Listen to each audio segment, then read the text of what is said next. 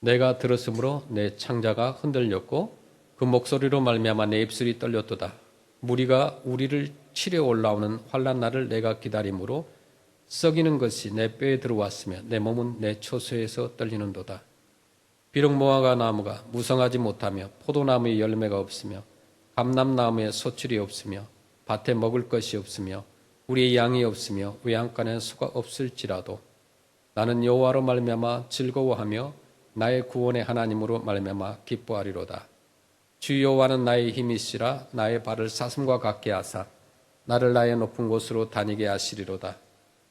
이 노래는 지휘하는 사람을 위하여 내 수금에 맞춘 것이니라. 아멘. 하박국 성경 책 가운데 하나의 이름입니다. 하박국. 우리 성도님들 가운데 초신자들은 하박국이 무엇인가 이렇게 의문을 가질 수도 있습니다. 이 하박국서, 이 하박국은 사람의 이름이에요. 그래서 히브리어로 포옹한다는 말입니다. 껴안다 그리고 씨름한다는 뜻이 포함되어 있습니다. 하박국. 이게 씨름할 때 붙잡고 이렇게 하잖아요. 그런 것처럼. 그래서 하나님의 정의와 악의 문제로 이제 하나님과 씨름하고 그 뜻을 껴안는 선지자를 의미합니다.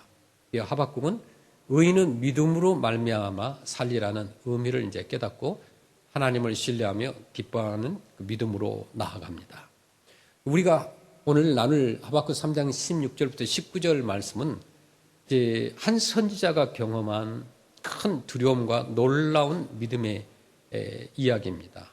하박국은 하나님께서 앞으로 일어날 그 무서운 심판을 알려주셨을 때 온몸이 떨릴 정도로 극심한 공포를 느꼈다고 그래요.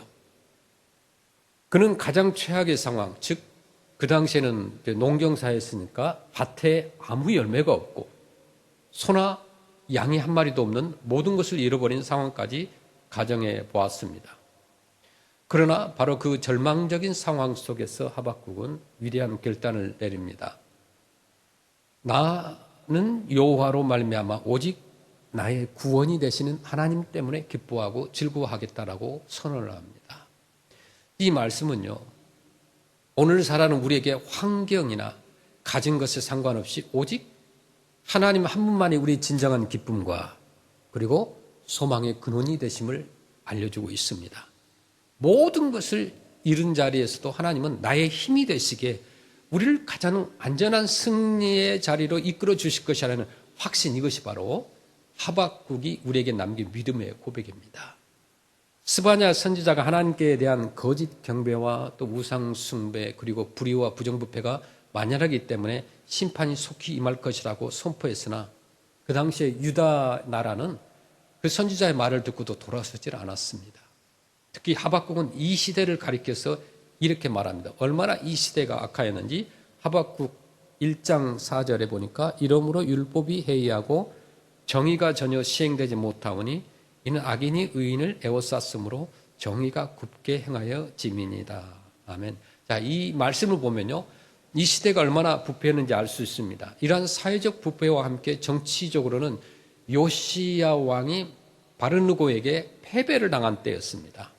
애굽에서 나온 이스라엘이 또다시 이제 애굽의 세력 아래 들어갔습니다. 그럼에도 불구하고 이스라엘은 회개하지 아니하고 더욱 악을 행했어요. 이런 모습을 보고 하박국서 1장 3절부터 보면 어찌하여 내게 죄악을 보게 하시며 패역을 눈으로 보게 하시나이까 겁탈과 강포가 내 앞에 있고 변론과 분쟁이 일어났나이다. 이러므로 율법이 해이하고 정의가 전혀 시행되지 못하오니 이는 악인이 의인을 에워쌌으므로 정의가 굽게 행하여 짐입니다. 이렇게 말씀합니다. 이것은 멸망의 전주곡입니다. 자, 하나님은 이제 사납고 성급한 백성, 그렇게 성경에서 표현하죠. 사납고 성급한 백성인 갈대아 사람들, 즉 바벨론을 이렇게 세우고 계셨어요. 그들은 표범보다 빠르고 이리보다 사나운 민족이라고 그랬어요. 굉장히 거친 민족이었죠. 얼마 후에 이 사나운 갈대아 사람들이 마치 식물을 움키려고 날아드는 독수리와 같이 달려들 것이라고 하였습니다.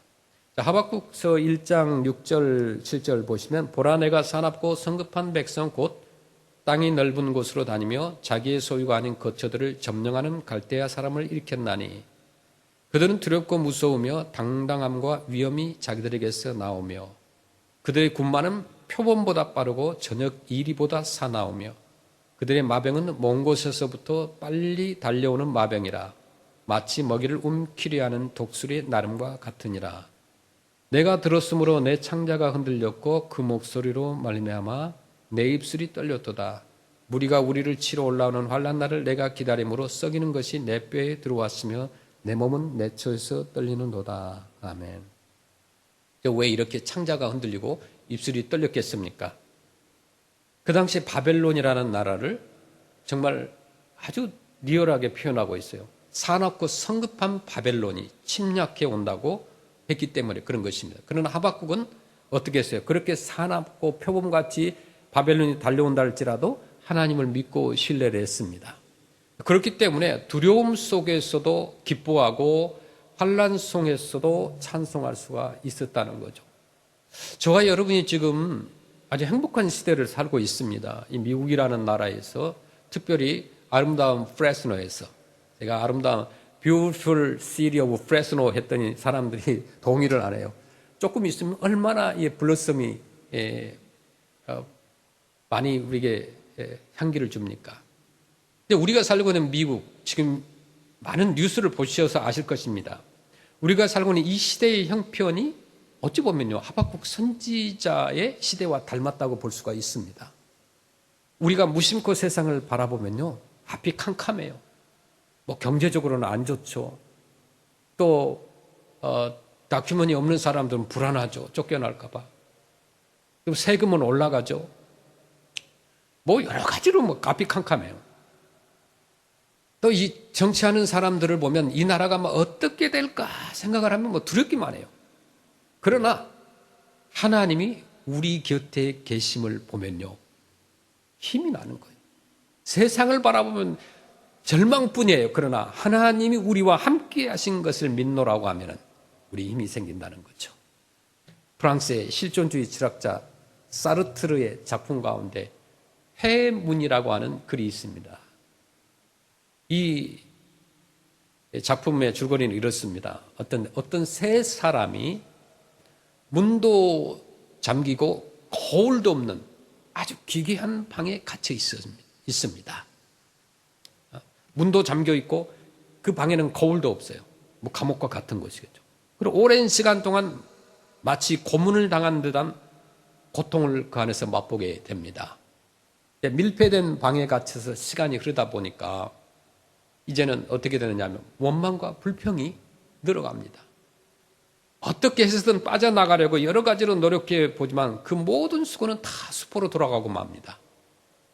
원망과 불평은 그대로 쌓여만 갔습니다. 그러던 어느 날 드디어 닫혔던 문이 갑자기 활짝 열리면서 그들에게 자유가 주어집니다. 어디로든 자유롭게 떠날 수 있게 되었습니다. 그런데 이상한 현상이 일어난 거예요. 이제는 그들 스스로가 감옥에 갇혀 있기를 소망하게 되는 것이었습니다. 그대로 그곳에 남기를 선택하는 것이었습니다. 그 이유가 무엇일까요? 갇혀 있을 때는 갇혀 있는 것이 괴로웠어요. 그런데 정작 닫혔던 문이 활짝 열리고 나니까 밖으로 나가는 것이 두려워진 거예요. 갇혀 있는 공간은 비좁습니다. 하지만 거기서 이루어지는 일은 확실히 알 수 있어요. 좁은 공간이니까, 갇혀 있으니까. 무슨 일이 일어날지 다 알고 있어요. 그러나 문 밖으로 나가면 이제 무슨 일이 있을 수 있는지가 알 수가 없는 거예요. 그래서 스스로 감옥에 갇히기를 원하게 된 것입니다. 이제 밖으로 나가는 것이 두려워서 밀폐된 세계를 다시 선택하게 되었다는 그 이야기가 No Exit, 폐문이라는 작품입니다. 여러분, 두려움이라고 하는 것은 원천적으로 심리적 병리 현상입니다. 밀폐 공포라는 그 말 들어보셨죠? 갇히면 어쩐지 염려되고 괴로워할 수밖에 없어요. 좀 넓게 살고 싶은데 어쩔 수 없이 좁게 살아야 한다는 것이 괴로운 거예요. 그래서 갇히고 밀폐된 다음에는 그곳에서 벗어나려고 애를 쓰는 것이 우리 사람의 마음입니다. 여기는 너무 좁다고 하면서 삽니다. 작은 집에 사는 사람들은 보다 넓은 집을 가져보려고 안간힘을 씁니다. 조금이라도 더 넓은 집, 더 큰 땅을 원합니다. 이것이 밀폐 공포에 젖어 사는 생리적 현상이라는 거죠. 이제 그런가 하면 반대로요. 밀폐 공포가 있는 반면에 광장 공포가 있습니다. 아고라포비아라고 하는데 이 공포증은 넓어지는 것을 두려워하는 거예요. 여러분 서울에 가보신 분들도 여기 제법 있죠. 서울에 가면 그 경복궁이 있죠. 거기에 왕궁 안에 있는 왕의 침실은 참 넓습니다. 그런데 그 침대 이외에는 공간을 좁게 만들었어요. 왜냐하면 넓으면 잠이 안 온다고 하는 거예요. 불안해서 잠을 잘 수 없다고 합니다. 이 점은 잊지 말아야 돼요. 모두가 뭐 자유니 뭐니 하면서 넓게 살고자 하지만 넓어지는 것처럼 불안한 것이 없다고 그래요. 이것이 너무 무섭습니다. 어딘가에 내던져지는 것 같은 공포를 느끼게 마련이라는 거죠. 이것이 광장 공포입니다. 또한 사람에게는 동물 공포가 있다는 거예요. 동물이 살아남기 위해서 매사에 모든 것을 두려워하는데 그런 두려움을 말하는 거죠. 그러나 사람은 사람으로 살아야 돼요. 동물이 되는 것은 괴로운 것이죠. 이 밖에도 여러 가지 공포증이 있습니다. 예를 들면 높이 올라가는 것을 무서워하는 것을 우리는 고소공포증이라고 그래요. 또 하나 빼놓을 수 없는 것은 그 마이크로포비아라고 하는 그 세균에 대한 공포증이에요. 이런 세균에 대한 공포증이 있는 사람은요, 수시로 손을 씻고, 그릇도 씻고 또 씻고, 온갖 것들 세균 없이 깨끗이 하려고 애를 쓴다는 거예요. 이것 역시 공포증의 하나입니다. 되게 이런 쪽에 있는 사람들, 신경을 병적으로 아주 많이 쓴 사람은 일찍 죽는다는 통계가 있어요. 왜냐하면 자기도 괴롭고 남도 괴로운 거예요. 그래서 아이들을 봐도 무조건 씻으라는 거예요. 손을 닦아라 더럽다고 하면서 계속 이야기를 하는데 따지고 보면 더럽다는 개념에 문제가 있어요. 근데 보통 우리가 씻는 것은 이해가 되는데 어떤 사람 그런 마이크로포비아에 걸린 사람은 손을 씻는데 막 손이 벌게지도록 피가 나도록 막 닦아요. 막 피부 껍질이 벗겨질 정도로 닦습니다. 이런 어떤 결벽증에 걸린 사람이 있습니다. 세균과 더러움과 불결함에 대한 이 같은 공포증도 큰 문제 중에 하나라는 거죠. 자, 우리가 가진 모든 두려움을 종합해 생각해 보면 이것은 무지와 무능해서 오는 거죠. 사실은 다 몰라서 그렇습니다. 좀 더 깊이 알면 문제가 없는데 조금 안다는 것 때문에 문제가 있다는 거죠. 그 다음에 무슨 일이 있을는지 모르기 때문이죠. 그것을 감당할 만한 능력이 우리에게 없기 때문입니다. 또한 두려움은요, 불확실성 때문에 생깁니다. 도대체 앞에 무슨 일이 기다리고 있는지 모르는 거예요. 우리가 여러분 앞에 무슨 일이 날지 알아요? 정치, 경제, 대자연, 이런 공해 등등. 앞으로 무슨 사건이 터질지는 전혀 알 수 없어요. 그래서 우리는 늘 두려워하고 있는 거예요. 이렇듯 우리가 무지하기 때문에 두려운 거예요. 그러나 한편으로 생각해 보면 또 알기 때문에 두렵기도 해요. 아예 아무 생각도 못하는 바보 같은 사람에게는 아무 두려움이 없어요. 모르니까. 전에 제가 말씀드렸잖아요. 미국에 처음 왔을 때 영어를 잘 모르니까 미국 사람들이 욕을 해도 그냥 즐거워했어요. 그냥 땡큐 했어요. 영어를 모르니까. 정말 아무것도 모를 때는 두려움이 없는 거예요. 여러분 이민 처음에 왔을 때 미국에 왔을 때 아무것도 몰랐어요. 모르니까 담대했어요. 얼마나 담대했는지 몰라요. 영어를 잘하든 못하든 상관없었어요. 비즈니스도 그렇고 회사에 가서 일하는 것도 그렇고 아주 담대했어요. 그런데 조금 아는 것 이것이 사람의 마음에 공포를 주는 거예요. 다시 말하자면 합리적 이해는 우리에게 고통을 주고 당위성에 대한 지식은 우리로 하여금 두려움에 떨게 만든다는 거죠. 예를 들어서 어떤 사람이 땅에 씨앗을 심었습니다. 그런데 실컷 씨앗을 심어놓고는 이 씨앗이 안 나면 어떻게 하지? 두려울 때가 있습니다. 이 씨앗을 뿌렸는데 싹이 안 나오면 어떻게 하나? 가을에 추수를 할 수가 없는데 어떻게 하나라고 걱정을 합니다. 씨앗을 뿌려놓고 걱정을 하는 거예요. 그러나 이것보다 더 심각한 것은 뭐냐면 무엇인가를 심어놓고 나서 그 싹이 날까 봐서 걱정하는 사람들이 있어요. 안 날까 봐 하는 걱정이 아니라 날까 봐 걱정하는 거예요. 그것을 그만큼 합리적인 지식이 있기 때문이죠. 도덕적으로 설명하자면 이런 거예요. 때때로 우리는 선한 일을 하고 나서 그에 상응하는 선한 보상이 없으면 불평을 해요. 내가 이렇게 선한 일을 했는데 왜 칭찬이 없고 상이 없지? 그렇게 불평을 해요. 그리고 미리 선한 결과가 따라와 주지 않으면 어떻게 하나 하는 걱정도 합니다. 그러나 무엇보다도 심각하고 무서운 것은 뭐냐? 미래에 대한 결정적인 공포예요. 우리가 죄를 짓습니다. 누구나 다 죄를 져요. 죄 지은 사람은 무사하지 못합니다. 왜냐하면 성경에 죄값은 사망이라고 그랬어요. 언젠가는 노출됩니다. 시문들을 거두게 된다고 그랬어요. 그것을 알기 때문에 심판의 그날이 오면 어떻게 하나 하고 두려워하는 거예요. 이러한 공포가 더 큰 거예요. 이것이 더 무서운 것이죠. 다 처리되지 못한 과거도 중요합니다만은 다가오는 미래에 대한 결정적 공포가 우리의 마음을 항상 어지럽히고 있다는 거죠. 자, 세상은 우리를 두렵게 합니다. 지금 우리가 지금 살고 있는 이 시대의 형편이요, 하박국 선지자의 시대와 너무 닮았다고 그랬죠. 우리가 무심코 세상을 바라보면 앞이 캄캄해요. 장차 이 나라가 어떻게 될 것인가를 생각하면 두려워요. 그래서 하박국 1장 2절부터 보면 여호와여 내가 부르짖어도 주께 듣지 아니하시니 어느 때까지리까 내가 강포로 말미암아 외쳐도 주께서 구원하지 아니하시나이다. 하박국 1장 3절에 어찌하여 내게 죄악을 보게 하시며 패역을 눈으로 보게 하시나이까. 겁탈과 강포가 내 앞에 있고 변론과 분쟁이 일어났나이다. 이러므로 율법이 해이하고 정의가 전혀 시행되지 못하오니 이는 악인이 의인을 애워쌌으므로 정의가 굽게 행하여 짐이니이다. 내가 들었으므로 내 창자가 흔들렸고 그 목소리로 말미암아 내 입술이 떨렸도다. 무리가 우리를 치러 올라오는 환난 날을 내가 기다림으로 썩이는 것이 내 뼈에 들어왔으며 내 몸은 내쳐서 떨리는도다. 아멘. 그러나 하나님은 두려움 속에서 기쁨이 되신 분이에요. 세상을 바라보고 현실을 바라보면요, 앞이 캄캄할 뿐 이 나라가 장차 어떻게 될 것인가 막 걱정하는 사람들 너무나 많아요. 그러나 하나님은 큰 기쁨이 되십니다. 첫째로 하나님이 옆에 계신다는 사실만으로 우리 크리스찬들은 즐거운 거예요. 자, 하박국 3장 17절 8절에 보니까 비록 무화과 나무가 무성하지 못하며 포도나무에 열매가 없으며 감람나무에 소출이 없으며 밭에 먹을 것이 없으며 우리의 양이 없으며 외양간에 소가 없을지라도 나는 여호와로 말미암아 즐거워하며 나의 구원의 하나님으로 말미암아 기뻐하리로다. 아멘. 변한 것은 아무것도 없어요. 경제가 나아진 것도 아니에요. 무화과 나무 무성치 않습니다. 포도나무에 열매가 없어요. 감람나무를 둘러봐도 소출이 없습니다. 밭에는 식물이 없습니다. 또 우리에는 양이 없고 외양간에는 소가 없습니다.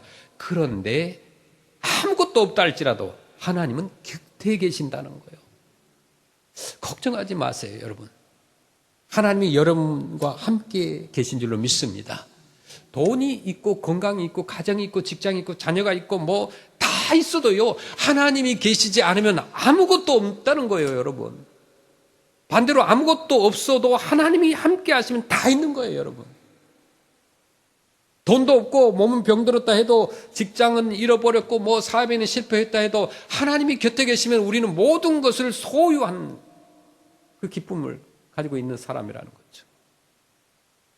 하나님은 구원의 하나님이시기 때문에 우리가 기뻐해야 된다는 거죠. 하나님이 무엇을 해주셔서 기쁜 거 아니에요. 사랑하는 사람이 옆에 있다는 사실만으로도 행복한 건 아니에요. 그 사람과 레스토랑을 가고 영화를 보고 맛있는 걸 먹는다고 해서 행복한 건 아니에요. 그런데 하나님은 그저 우리 곁에 가만히 계신 분이 아닙니다. 그분은 구원의 하나님이시라는 거예요. 하나님은 아담과 하와를 뱀의 유혹에서 건져내셨습니다. 하나님은 노아를 홍수 심판에서 건져내셨어요. 하나님은 롯을 소돔의 유황 심판에서 구원해내셨습니다. 하나님이 이스라엘을 애굽의 노예 생활에서 구원해 주셨어요. 또 하나님은 홍해를 가르셨고 이스라엘 백성을 뒤따라오던 바로의 군대를 홍해에 수장시키셨어요. 또 아말렉의 손에서 구원해내셨고 아모리 왕 시온과 바산 왕 옥을 죽이시고 그 기업을 주신 하나님이세요. 이 구원의 하나님은 지금도 우리를 모든 절망의 늪에서 구원하실 분임을 믿습니다. 이 구원의 하나님은 우리 민족을 영적인 위기에서 경제적인 위기에서 건져내신다는 거예요. 우리 이 나라를 하나님께서 건져내신다는 거예요. 우리 하나님은 구원의 하나님이시기 때문에 그런 것입니다. 세 번째로 여호와는 우리의 힘이 되시니까 우리는 우리의 삶을 두려워하지 않습니다. 시편 기자는 이렇게 노래하죠. 시편 18편 1절 2절 보시겠습니다. 나의 힘이신 여호와여 내가 주를 사랑하나이다. 아멘. 내가 주님을 사랑하는 이유가 뭐예요? 내가 주님이 나의 힘이기 때문에, 나의 힘이기 때문에. 여호와는 나의 만석이시요. 시편 18편 2절에 나의 요새시요. 나를 건지시는 이시요. 나의 하나님이시요. 내가 그 안에 피할 나의 바위시요. 나의 방패시요. 나의 구원의 뿌리시요. 나의 산성이시로다. 아멘. 가데스 바네아에서 가나안 땅에 들어갔던 정탐꾼들은 그 당시 왜 두려워했습니까? 가나안 땅에 사는 키가 큰 정말 저들과 싸워서는 이길 수 없다고 생각할 만큼 덩치도 크고 장대한 대장부들을 보아서 그들은 두려웠던 거예요. 하나님을 보지 못한 거예요. 그러나 갈렙은 누구를 보았습니까? 여호수아와 갈렙은 그곳에 가나안 땅에서 뭐 키가 크든 뭐든 상관없어요. 그곳에서 하나님을 본 거예요. 민수기 14장 8절에 여호와께서 우리를 기뻐하시면 우리를 그 땅으로 인도하여 들이시고 그 땅을 우리에게 주시리라. 이는 과연 젖과 꿀이 흐르는 땅이니라. 아멘. 민수기 14장 9절에 다만 여호와를 거역하지는 말라. 또 그 땅 백성을 두려워하지 말라. 그들은 우리의 먹이라. 그들의 보호자는 그들에게서 떠났고 여호와는 우리와 함께 하시느니라. 그들을 두려워하지 말라. 아멘. 그렇습니다. 하나님은 우리의 힘이 된 거예요. 우리의 앞길을 날뛰는 사슴의 발과 같이 힘있게 하실 것입니다. 동서남북 어디나 마음껏 뛰어달리게 하신다는 거예요. 누구나 평탄할 때는 쉽게 감사가 나옵니다. 평안할 때, 좋을 때, 건강할 때 감사가 나와요. 그러나 거센 역경에 부딪혀서 절망적인 문제들이 쏟아지기 시작하면요, 사람들은 괴로워하고 슬퍼하면서 별로 감사가 없습니다. 그러나 극심한 고난에 처했을 때 하나님께 감사드리는 사람이 참된 크리스찬이라는 거죠. 빌립보 감옥에 갇혀서도 찬송을 불렀던 바울과 실라를 보면요, 우리는 그분들을 통해서 이런 신앙을 배울 수가 있습니다. 바울과 실라가 마케도니아 빌립보에서 복음을 전하다가 선교하다가 로마 관원에 의해서 잡혀가지고 매를 맞았어요. 피투성이가 되었습니다. 그리고 빌립보 감옥에 갇혔습니다. 밤이 깊었습니다. 그들은 낮에 얻어맞은 그 상처 부위에 피가 아직도 흐르고 있습니다. 고통 가운데 잠을 이루지 못하고 있습니다. 거기에다 감옥이니까 어떻게 돼요? 습기가 있고 그 다음에 밥을 주지 않았으니까 허기가 있겠죠. 극한 고통으로 몰고 왔습니다. 누구나 다 이런 상황에서는 감사하기가 쉽지 않아요. 그러나 그들은 복음을 위해서 일하다가 매를 맞고 감옥에 갇힌 것을 기쁘게 생각하고 그곳에서 하나님께 감사를 드렸어요. 찬양을 드린 거예요. 그들은 하나님, 우리가 하나님을 위해서 일했는데 이럴 수가 있습니까? 라고 원명불평하지 않았던 거예요. 그러나 그들은 그렇게 하지 않고 어떻게 했어요? 기도하며 찬미했다고 그랬어요.